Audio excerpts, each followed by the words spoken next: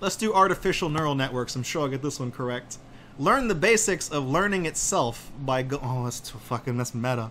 Justify artificial neural networks mathematically with the universal approximation theorem. Whew, that's a lot of words in that sentence. Is regression a good way to predict zip codes?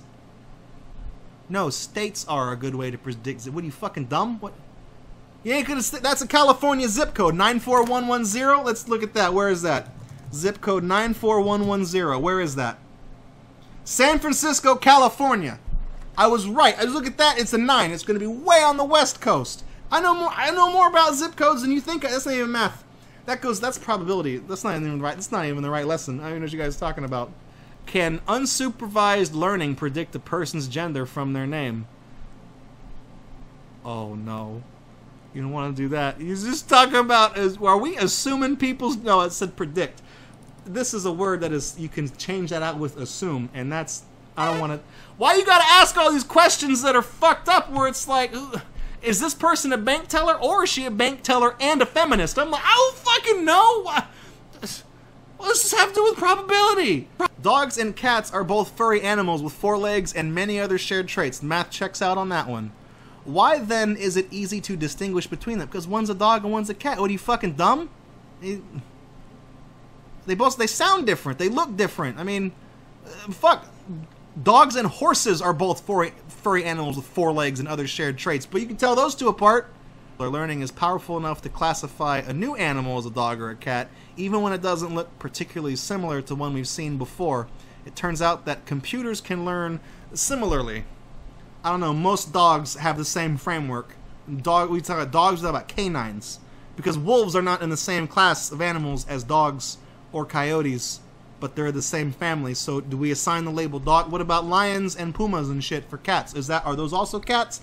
What is this neural network? Is this like a kindergartner neural network? Let's go to the next question. A supervised learning algorithm attempts to model a function to relate inputs to outputs. It uses known examples to learn this relationship. When building a supervised learning model to distinguish whether an image is of a dog or a cat, what should the inputs for the examples be? I want to say it's the top one. I'm not going to hit submit yet. I want to say it's the top one because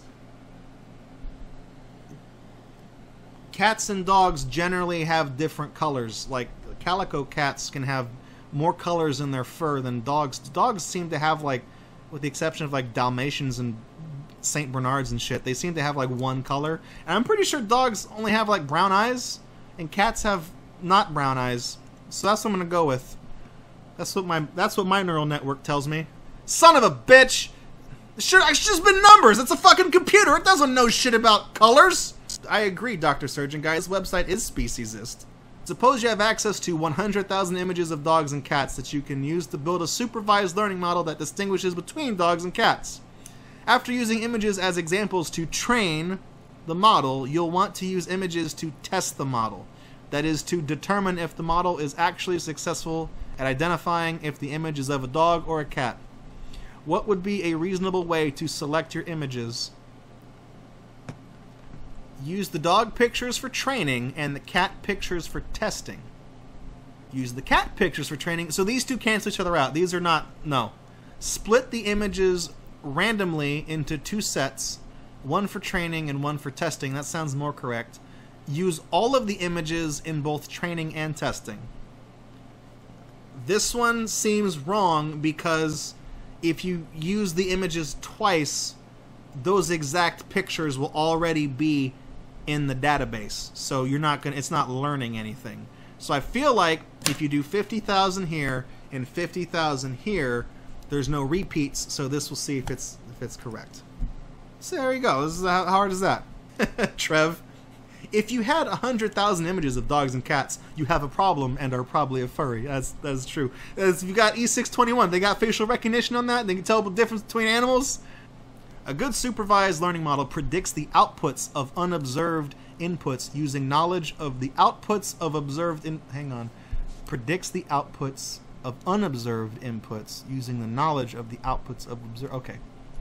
The ability to make successful predictions on unobserved inputs from observed data is called generalization. For any observed data, there are an infinite number of functions that pass through all input-output pairs. The best function is not necessarily one which fits all the observed data, but instead the one that generalizes well. Okay. Uh-oh. I don't like that. Generalization. Oh no. I can't wait till we get to that question in the thing. You are training a height prediction model using observed inputs of children's ages and outputs of their heights shown as points in the graph above. Which of the three functions drawn is likely to be the best model? Kids are all shapes and sizes. So it's not the green one, because the green one... all you guys are saying green, but that doesn't always... Because we all knew some short kid we went to school with, right? So he would fuck that chart up. Red looks kind of close, but... Blue seems too erratic. Red seems... you guys keep saying green. Generalization. Cut the red, blue, or green wire. Generalization. So green generalizes well. As it said, it's not the best, but which one generalizes? So that's... Oh, okay. You guys are right.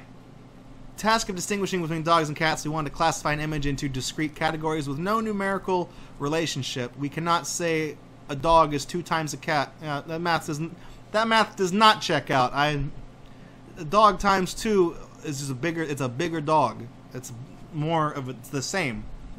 This type of problem is called a classification problem. On the other hand, in the previous question, we found a function to relate an input to a numerical output, height. These outputs have a clear numerical relationship. The output of 6 feet is twice the output of 3 feet. This type of problem is known as a regression problem. Oh, that's what that means. Artificial neural networks are flexible enough to be used in both classification and regression. They're in San Francisco. That's not an answer, though. Out of the following 3 learning problems, how many should be treated as regression problems? Identifying which zip code digits have been written on an envelope. Thank you for the bits, ESC. I think of regressing as something different. Oh, regression, not regressing. Hey, what is this? Does this look like Ink Bunny to you? It's not. Oh, I hear the cops. They're coming right now. Identifying which zip code digits have been written on an envelope. Predicting the total number of points scored by 2 teams in a basketball game. Determining the adult height of a child given his or her age and current height. This is a trick question. They want you to say all 3 because they deal with numbers. But the first one is not dealing with numbers in a mathematical sense. It's dealing with numbers in a graphic sense. Where it's like dogs and cats are graphic, like a graphic. So all it has to do is read the numbers and just associate, it's a data thing. It's not a math thing. So the answer is 2. It's got to be 2. Aha! I did it! We leveled up computer science. There we go. We're programming now. I get another job in IT because the first one went over so well. Learning problems. Oh no! Don't. And let me learn. I see the gender things down there. It's not good. If I get the last one correct, I get to choose it. You keep giving me so many opportunities to give someone a sub. We'll do one eventually. As the name might imply, unsupervised learning attempts to determine relationships between inputs without using any example outputs, such as dog or cat. Which of the following problems would not be a good fit for unsupervised learning? Determining possible friendship matches from interest profiles, predicting someone's gender, grouping news articles about similar topics. I'm leaning toward the gender one. Why? Trev asks, why is the first image gay? Because it's current year? Excuse me? How come this one's only got 2 choices? Okay, so yeah, Aether is kind of getting to what I'm getting at. Is the other 2 about friendship matches and news articles, these deal with like keywords. Where it's like, oh, okay, well, all of these news topics mention the word Trump, so they just go in the trash. And this one over here is like, well, these 2 people on their profiles, they both say that they like Nintendo games. So they have something in common. They might like each other. This one is like, Robin? I don't know. Robin? Who's that? So it's got to be that. Yeah, 54. Only 54 people are not shitlords. There we go. Oh, that was the last question. If that was the last question, I want Sound Pizza to get that sub because you dangled it in front of his face earlier and I fucked it all up. So we now have a big picture sense of what learning problems are all about. There are two main types of learning, unsupervised and supervised, and problems within supervised learning can be categorized as classification or regression problems. So that, I mean, you can make a spider chart of all that.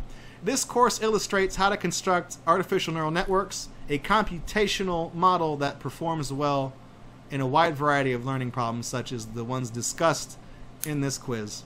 In the next quiz, we'll explore the basics of how the human brain works and how these ideas inspire the mechanisms within. So we're not getting that far. We're going to pull out right there. We don't need to go to the next quiz. I was really... Oh, there we go. Thank you for the gift sub to Sound Pizza, Electric Sheep City. Enjoy all one of your emote. Sound Pizza. Appreciate it.